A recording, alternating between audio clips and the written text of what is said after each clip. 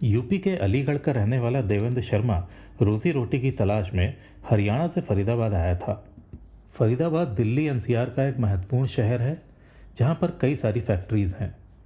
नीचे तबके के लोगों को फरीदाबाद में कोई ना कोई काम मिल ही जाता है। इसी प्रकार देवेंद्र को भी एक फैक्ट्री में नौकरी मिल गई थी और फिर वो वहीं की जवाहर कॉलोनी में अपने परिवार के साथ एक किराए के मकान में रहता था। इसके मकान मालिक को गंजू के नाम से जाना जाता था। 17-18 साल की देवेंद्र की बेटी प्रीति उसी के साथ रहती थी और वहीं के डीएवी कॉलेज में 12वीं कक्षा में पढ़ रही थी। देवेंद्र का परिवार इस मकान की पहली मंजिल पर रहता था, जबकि मकान मालिक गंजू का परिवार ग्राउंड फ्लोर पर रहता था। गंजू का एक साला था जय कुमार, जो कि अक्सर अपनी बहन यानी कि गंजू की पत्नी गुड़िया से मिलने आता था। जय गुड़िया के मामा का लड़का था। जय के पिता की मृत्यु जल्दी हो गई थी, इसलिए अब वही घर की जिम्मेदारी संभालता था। इसलिए पढ़ाई के साथ मुंशीगिरी का काम भी करता था। जय भी जवाहर कॉलोनी में अपनी माँ संध्या के साथ ही रहता था। बहन गुड़िया से अक्सर मिलने जुलने के चलते उसकी नज़र प्रीति पर पड़ी और उसको प्रीति अच्छी लगने लगी। धीरे धीरे जब जान पहचान बढ़ने लगी तो दोनों ही एक दूसरे को चाहने लगे। इन दोनों के बीच के लगाव की भनक जल्दी ही प्रीति की माँ रीना को लग गई और उन्होंने प्रीति को काफ़ी समझाया कि ज़माना ठीक नहीं है, इसलिए किसी बाहरी से मेलजोल मत रखो। प्रीति ने अपनी माँ की बातों को सुन तो लिया, मगर उसके बाद भी उसने जय के साथ अपने संबंधों को जारी रखा। आखिरकार प्रीति से परेशान होकर उसकी माँ ने यह सब कुछ प्रीति के पिता देवेंद्र को बता दिया। देवेंद्र ये सब जानने के बाद तिलमिला उठा और उसने अपने मकान मालिक गंजू को साफ शब्दों में यह बोला कि वो जय को कंट्रोल में रखे। गंजू ने भी कहा कि वो किसी को अपने घर आने से कैसे रोक सकता है। अच्छा ये होगा कि देवेंद्र खुद प्रीति को काबू में रखे। देवेंद्र को यह सुनकर बहुत गुस्सा आया, मगर वो कर भी क्या सकता था, क्योंकि गंजू उसका मकान मालिक था। अब देवेंद्र जय को सबक सिखाना चाहता था और इसके लिए उसने जय को धमकाना शुरू कर दिया। वो जय को आए दिन धमकाता था कि वो प्रीति के आसपास न भटके, मगर वो जय और प्रीति को अलग नहीं कर सका।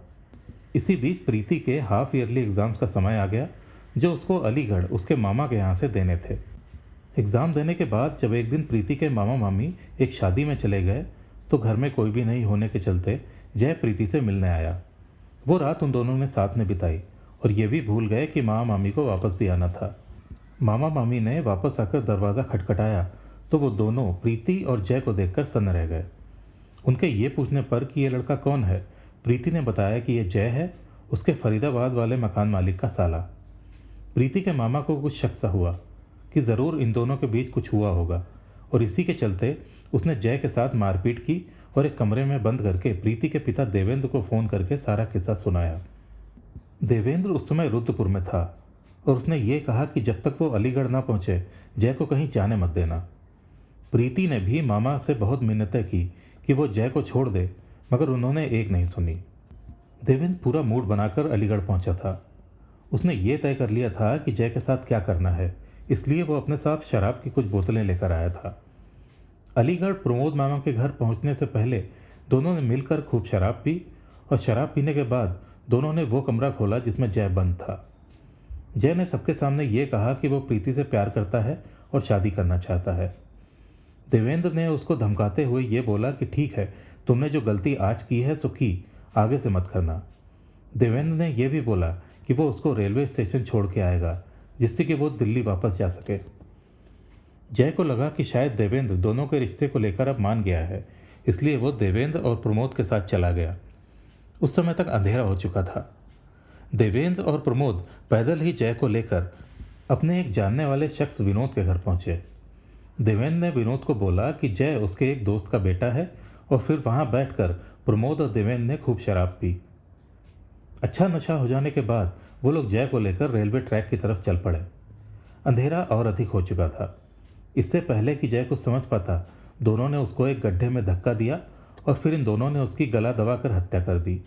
इसके बाद ये दोनों वहीं बैठकर ट्रेन के आने का इंतज़ार करने लगे। जब ट्रेन आती दिखी तो इन दोनों ने जय की लाश को उठाकर रेलवे ट्रैक पर रख दिया। ट्रेन के निकलने से लाश के टुकड़े टुकड़े हो गए और फिर देवेंद्र प्रमोद वहां से लौट गए। सुबह प्रीति ने घबराते हुए जब देवेंद्र से जय के बारे में पूछा तो उसने ये बोलकर प्रीति को चुप करा दिया कि वो अपनी पढ़ाई से मतलब रखे। प्रीति को कुछ शक सा हुआ। उसने जय के नंबर पर फ़ोन किया, मगर फ़ोन स्विच ऑफ आता रहा। प्रीति बहुत डर गई थी और उसको शक हो गया था कि उसके पिता ने क्या किया है। दूसरी तरफ 2 दिन तक जय के घर से गायब रहने के बाद उसकी माँ गंजू के घर उसका पता करने गई तो गंजू ने बताया कि देवेंद्र भी घर पर नहीं है। उसने देवेंद्र को फ़ोन करके बताया कि जय 2 दिन से गायब है, तो देवेंद्र के मुंह से ये निकल गया कि प्रीति भी 2 दिन से गायब है। लगता है वो जय के साथ भाग गई। इतना बोलने के बाद देवेंद्र को आगे का प्लान बनाना था जिससे कि किसी को उसके ऊपर शक ना हो। उसने अपने एक पड़ोसी राकेश को भी ये बताया कि जय नाम का एक लड़का प्रीति को भगा कर ले गया है। इसके बाद वो वकील मुन्ना लाल के पास गया और उसको सारी बातें बताई। मुन्ना लाल ने देवेंद्र को ये बोला कि वो अदालत में जय के खिलाफ उसकी बेटी को भगाने का मुकदमा दर्ज कर दे। 12 दिसंबर 2013 को गांधी पार्क थाने में यह केस दर्ज किया गया था और इस मामले की जांच एसआई अभय कुमार के हाथ में आई थी। देवेंद्र के सामने अब अगला कदम था प्रीति को ठिकाने पर लगाना, जिससे कि सबको ये लगे कि सच में प्रीति जय के साथ भागी थी। देवेंद्र ने प्रीति को प्रमोद के ससुराल पहुंचाया और इस सब में प्रमोद को उसका साथ देना ही था, क्योंकि वो उस पूरी वारदात में देवेंद्र के साथ बराबर का भागीदार था। प्रीति को प्रमोद की ससुराल पहुंचाने के बाद देवेंद्र प्रीति की शादी के लिए लड़का ढूंढने लगा और फिर उसने चोरी छुपे वृंदावन के राहुल से प्रीति की शादी करवा दी। प्रीति की यह शादी 27 फरवरी 2014 को हुई थी। देवेंद्र अब निश्चिंत था, मगर वो हर महीने 15 दिन में एक बार थाने जाकर अपनी बेटी को ढूंढने की गुहार जरूर लगाता था। यही नहीं, वो जय के घर वालों को भी समय समय पर धमकाता था कि वो जय को बोले कि उसने जहाँ कहीं भी प्रीति को छिपा कर रखा है वहाँ से वापस ले आया, वरना इसका अंजाम अच्छा नहीं होगा। मगर अभी भी कहीं ना कहीं देवेंद्र को इस बात का डर सताता था कि कहीं पुलिस के सामने यह रहस्य खुल ना जाए। अपनी इसी परेशानी को लेकर देवेंद्र एक बार फिर वकील मुन्ना लाल से मिला और उससे सलाह मांगी। इस समय तक प्रीति प्रेग्नेंट हो चुकी थी। मुन्ना लाल ने उसको ये सलाह दी कि पुलिस में जाकर ये बोले कि प्रीति वापस आ गई है और जय ने उसको प्रेग्नेंट करके 3 साल बाद मथुरा स्टेशन पर छोड़ दिया था। देवेंद्र के कहने पर प्रीति उसके साथ वापस घर आने को तैयार हो गई और देवेंद्र उसको लेकर आ गया।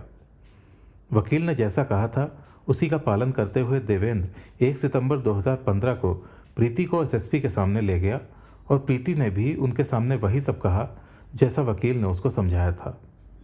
प्रीति उन लोगों की बात इसलिए मान रही थी क्योंकि उसको डर था कि अगर उसने ये सब बातें नहीं मानी तो वो लोग उसके और जय के बारे में उसके ससुराल में बता देंगे। इसके बाद प्रीति ने बच्चे को जन्म दे दिया और अदालत में भी वही कहानी दोहराई जो एसएसपी के सामने दोहराई थी। देवेंद्र जैसा चाह रहा था वैसा चल रहा था, मगर जय की गुमशुदगी का केस अभी भी खुला हुआ था, जिस पर 2016 में आए एसएसपी राजेश पांडे की नज़र पड़ गई। अपना पद संभालने के बाद उन्होंने बाकी पुलिस अधिकारियों के साथ एक मीटिंग की और उन केसेस की सभी फाइल्स निकलवाई जिनकी जांच अधूरी थी और केस बंद नहीं हो पाया था। ऐसे कई केसेस की फाइल्स उनके सामने आई, मगर उनको एक मामला बेहद दिलचस्प लगा और ये मामला था प्रीति के किडनैप का, जो कि दिसंबर 2013 में रजिस्टर हुआ था और तब से लेकर अब तक कुछ 10 थाना इंचार्ज ने इसकी तफ्तीश की थी, मगर इस केस में अभी तक कोई भी सफलता हासिल नहीं हुई थी। राजेश पांडे ने यह केस सीओ अमित कुमार को पकड़ाया और फिर जांच फिर से करने को बोला। अमित कुमार को भी यह केस बहुत चौंकाने वाला लगा, क्योंकि यह केस पिछले 3 साल से ओपन ही था। पुलिस ने इस जांच की शुरुआत फरीदाबाद से शुरू करने का तय किया, क्योंकि प्रीति के किडनैप का आरोप जिस जय कुमार नाम के लड़के पर लगा था वो फरीदाबाद में रहता था, मगर दिलचस्प बात यह थी कि प्रीति के साथ साथ जय भी गायब ही था। पुलिस ने जय की मां संध्या से बात की तो उन्होंने जय पर लगे सारे आरोपों से इनकार किया और ये कहा कि जय ऐसा हरगिज नहीं कर सकता और उनको खुद नहीं पता है कि पिछले 3 साल से जय कहाँ है। राजेश पांडे को शक हो रहा था कि यह मामला जैसा दिखता है वैसा है नहीं, इसलिए उन्होंने मामले की तह तक जाने का फैसला किया। जय की मां से बात करने के बाद पुलिस ने प्रीति के पिता देवेंद्र कुमार को भी पूछताछ के लिए बुलाया, जिन्होंने 3 साल पहले प्रीति के गायब होने की वारदात पुलिस में दर्ज कराई थी और जय पर आरोप लगाया था। देवेंद्र शर्मा कुछ घबराया हुआ सा लग रहा था। जब पुलिस ने उससे पूछताछ की तो वो इधर उधर की बातें करने लगा, मगर इसी हड़बड़ाहट में वो ऐसा कुछ बोल गया जिससे पुलिस को उसी के ऊपर शक होने लगा। देवेंद्र बातों बातों में ये बोल गया कि उसे नहीं पता जय कहाँ है, क्या पता उसने किसी ट्रेन के सामने आकर आत्महत्या कर ली हो। पुलिस के दिमाग में यह बात घर कर गई कि देवेंद्र ने ऐसा क्यों बोला और इसके बाद उन्होंने जय के गायब होने के दिन से लेकर अगले 2-3 दिनों तक आसपास के रेलवे ट्रैक पर हुई घटनाओं का ब्यौरा निकलवाया। तो उनको एक मामला ऐसा मिला जो 7 दिसंबर 2013 का थाना सासनी गेट का था। इसमें पुलिस को एक युवक की विक्षिप्त लाश रेलवे ट्रैक पर मिली थी। इसके बाद पुलिस ने इस लाश से जुड़े सभी साक्ष्यों को निकलवाया, जैसे कि उसके कपड़े, पर्स, लॉकेट वगैरह, और इनको संध्या और गुड़िया के सामने रखा तो उन्होंने ये कंफर्म कर दिया कि हाँ, ये सभी साक्ष्य जय से ही संबंधित हैं। और इसके बाद जब यही सारे सबूत पुलिस ने देवेंद्र के सामने रखे तो उसने भी अपना गुनाह कबूल कर लिया। देवेंद्र के साथ साथ पुलिस ने देवेंद्र के साले प्रमोद और प्रीति को भी अरेस्ट किया।